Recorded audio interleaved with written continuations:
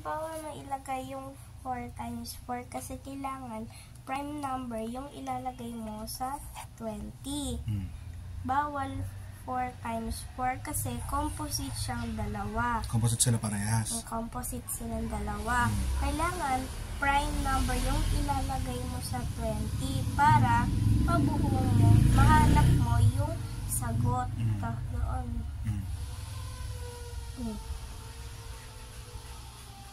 Sige.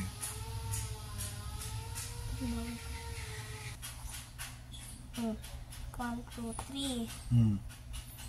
Wala nang sagot yan dahil wala nang prime number na eh.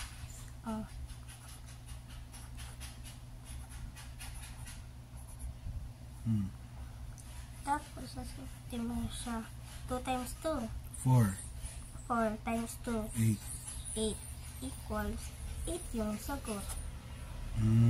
So, mangyari 80 ngayon yun. Kung 4 times 20.